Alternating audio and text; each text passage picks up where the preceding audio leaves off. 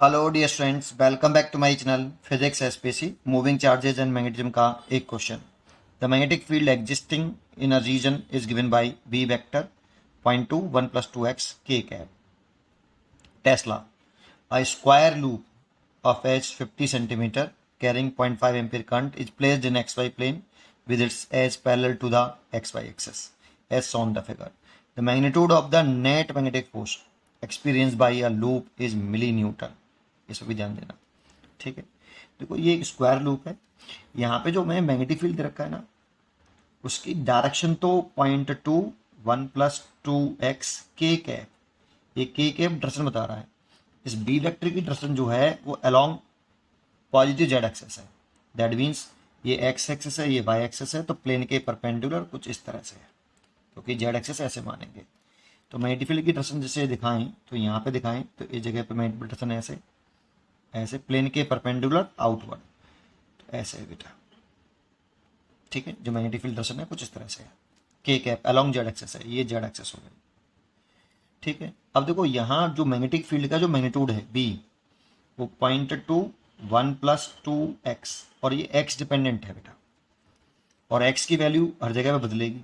देखो यहाँ x बराबर 2 मीटर, और यहाँ पर इसकी जो साइड है ना ये वाली, ये 50 सेंटीमीटर रखी है, इसकी लूप की साइड 50 सेंटीमीटर, मीटर में बदलें तो 0.5 मीटर हो गई।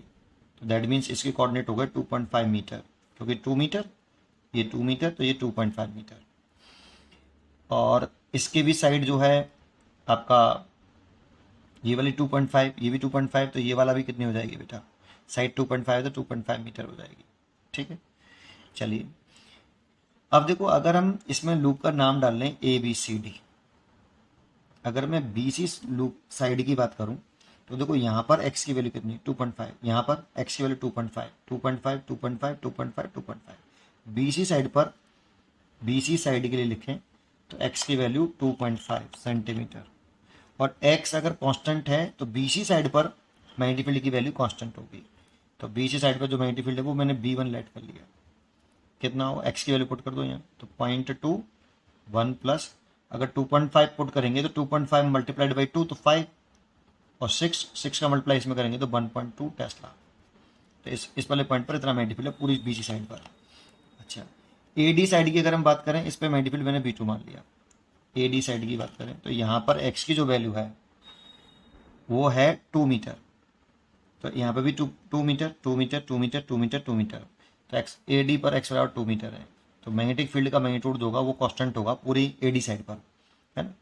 तो कितना होगा बेटा, एक्स बराबर 2 रखें तो 2 और 2 4 5, 5 का मल्टीप्लाई 0.2 में करें तो दैट मीन्स 1 टेस्ला। यहाँ एक्स बराबर 2 रख लीजिए आप, 2 और 2 4, 4 और 1 5, 5 का मल्टीप्लाई 0.2 में करें तो 1 टेस्ला। तो इस पूरे पर मैग्नेटिक फील्ड जो है आपका B2 की वैल्यू 1 टेस्ला है। ठीक है, इतना। तो देखो इस वाले वायर पर अगर हम फोर्स निकालें BC वायर पर, तो इससे निकाल सकते हैं F vector equal to I L cross B. यानी तो जो मैग्नेटिक फोर्स है, अगर ये यूनिफॉर्म मैग्नेटिक फील्ड नहीं है बेटा सब जगह पे, देखो यहाँ पर अलग मैग्नेटिक फील्ड है, यहाँ पर अलग है, और यहाँ पर भी अलग अलग होगा। मैग्नेटिक फील्ड एक्स डिपेंडेंट है, इसीलिए net magnetic force close loop पर जीरो नहीं होगा। अगर यूनिफॉर्म मैग्नेटिक फील्ड में होता तो जीरो होता, है ना। चलिए, तो इस पर नेट फोर्स निकालें तो इससे निकाल सकते हैं। सबसे पहले एल क्रॉस बी की जो डायरेक्शन होगी वही एफ की डायरेक्शन होगी, तो आप इसमें बीसी वाले वायर पर फोर्स की डायरेक्शन निकाल लेते हैं। हम पहले F1 वेक्टर कह लेते हैं और उसकी डायरेक्शन कैलकुलेट कर लेते हैं। ठीक है, तो उसकी डायरेक्शन निकालें तो एल क्रॉस बी करना पड़ेगा, तो जो डायरेक्शन करंट की है वही डायरेक्शन एल वेक्टर की होगी। तो एल वेक्टर की डायरेक्शन देखें तो आई की डायरेक्शन में कर लो आपकी राइट हैंड की फिंगर, एल क्रॉस बी की direction right hand finger, right hand से निकाल लें आपकी राइट हैंड की फिंगर एल वेक्टर की डायरेक्शन में, और छोटे एंगल से एल से बी की तरफ अपने राइट हैंड की फिंगर को घुमाइए, और श्योर रहना चाहिए कि आपकी फिंगर एल वेक्टर से बी वेक्टर की तरफ घूमनी चाहिए। बी वेक्टर ऊपर है बेटा आपका, ऐसे एल क्रॉस बी ऐसे घूम रहा है छोटे एंगल से 90 डिग्री है ना, ऐसे। तो दर्शन हो गई फोर्स की, ये थंब एल क्रॉस बी की दर्शन को बताएगा, वही एफ की दर्शन होगी। इसमें फोर्स लग रहा है इधर की तरफ F1, कितना लग रहा है, मैग्नीट्यूड फॉर्म में लिखें तो इसे ऐसे लिखते हैं F बराबर I L B sine theta, यहाँ थीटा एल और बी के बिटवीन एंगल जो कि 90 डिग्री है। ठीक है, तो वैल्यू पुट कर दो, करंट आई है, लेंथ आपकी ये वाली जो स्क्वायर की जो साइड है वो 0.5 मीटर है, तो एल हो गया हमारा 0.5 मीटर। अब ये एल ही लिख देता हूँ और मैग्नेटिक फील्ड यहाँ पे मैंने बी बनवाना है और डायरेक्शन दिखा दी ये वाली, और साइन 90 की वैल्यू 1, तो आई एल बी 1 इतना फोर्स लग रहा है और डायरेक्शन ये है। ऐसे इस वाले वायर ए डी पे निकालें, ए डी वायर पे फोर्स की डायरेक्शन निकालो पहले एल क्रॉस बी। तो अब देखो करंट की डायरेक्शन नीचे तो एल की डायरेक्शन भी नीचे, एल क्रॉस बी करो, राइट हैंड की फिंगर एल वेक्टर डायरेक्शन में, छोटे एंगल से बी वेक्टर की तरफ अपनी फिंगर को कर करो, थंब आ रहा है अब इधर, तो आप फोर्स लगेगा आपका इस साइड में F2। तो F2 लिखें तो करंट तो सेम है इसमें, आई ही है, और इसकी लेंथ जो है वो साइड स्क्वायर है, तो इसलिए बराबर हो गया है। मैग्नेटिक फील्ड बदल गया है B2, देखो यहाँ पे B1 बड़ा था और B2 छोटा है, एंगल 90 डिग्री है, इसीलिए आई एल B2। तो ये पक्का है कि F1 बड़ा होगा F2 से, तो ये F2 जो है वो छोटा है मैग्नीट्यूड में, ठीक है, और डायरेक्शन अपोजिट है।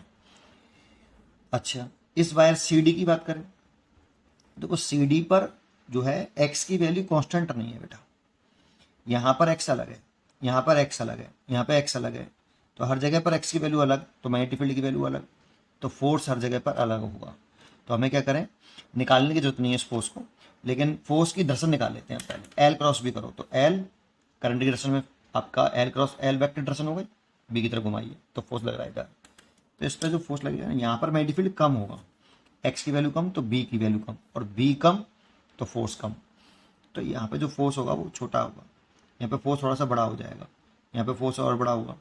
जैसे जैसे इधर की तरफ चलोगे तो एल एक्स बढ़ेगा, और एक्स बढ़ेगा तो बी बढ़ेगा, और बी बढ़ेगा तो फोर्स जो है 90 डिग्री एंगल है, लेकिन फोर्स की वैल्यू बढ़ती जाएगी ऐसे। लेकिन इस पर ऐसे लग रहे हैं बिल्कुल सिमेट्री से, इस पर भी ऐसी फोर्स लगेगा, करंट की डायरेक्शन अपोजिट हो जाएगी, बट करंट इधर है तो एल की डायरेक्शन इधर, फोर्स इधर, तो फोर्स इधर लगेगा, तो इस पर फोर्स लगेगा इधर ऐसे। ये वाला फोर्स इसके बराबर होगा, ये इसके बराबर होगा, ये वाला इसके बराबर होगा, ऐसे बढ़ता जाएगा, और ये एक दूसरे को डायरेक्शन अपोजिट है और मैग्नीट्यूड में ये बराबर होंगे, तो ये वाले फोर्स सारे इसको कैंसिल कर देंगे। अगर आप निकालना चाहते हो इस फोर्स को, तो यहाँ पर x बराबर 0 मान लो, x पे जाके एक dx का छोटा सा एलिमेंट काटो, और इस dx के लिए dx वाली लंबाई पर फोर्स निकालो, छोटा सा फोर्स है ना, dx लेंथ पर, और dx लेंथ के लिए मैग्नेटिक फील्ड कांस्टेंट कंसीडर कर सकते हैं, क्योंकि इसके लिए एक पर्टिकुलर लेंथ हो गई x। फिर उसका इंटीग्रेशन कर दो, df जो निकालोगे आप, फोर्स निकल आएगा, पर जरूरत नहीं है, कैंसिल हो गया, नेट फोर्स इन दोनों का तो 0 बचे ये दोनों, तो नेट निकाल लो, तो एफ नेट इक्वल टू बड़ा कौन सा, F1 बड़ा है, तो F1 माइनस F2 ऐसे, ठीक है। तो F1 की वैल्यू पुट कर दो आप यहाँ पे बेटा, F1 की वैल्यू है आई एल B1 और इसकी वैल्यू है, और सब्ट्रैक्ट क्यों कर रहे हैं, डायरेक्शन अपोजिट है, तो नेट निकालेंगे, तो अब सब्ट्रैक्ट करेंगे, ये दोनों कैंसिल हो गए, ठीक है। तो आई एल B2, तो यहाँ से आई एल कॉमन ले लिया, B1 माइनस B2, आई की वैल्यू पुट करें तो 0.5 एम्पियर, 0.5 एम्पियर करंट है, और एल जो थी इसकी साइड मानी थी जो कि 0.5 मीटर थी, तो 0.5 मीटर, B1 1.2 टेस्ला है और इसकी वैल्यू 1 टेस्ला है।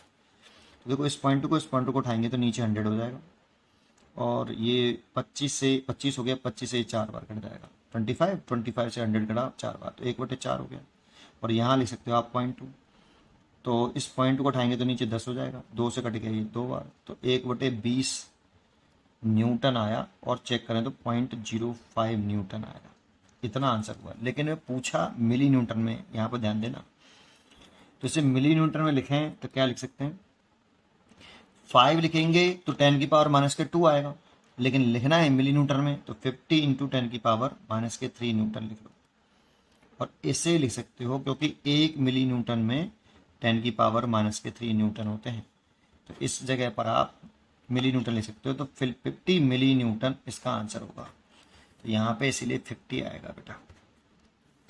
उम्मीद करता हूँ कि आपको ये जरूर समझ में आया होगा, पढ़ते रहिए और खुश रहिए।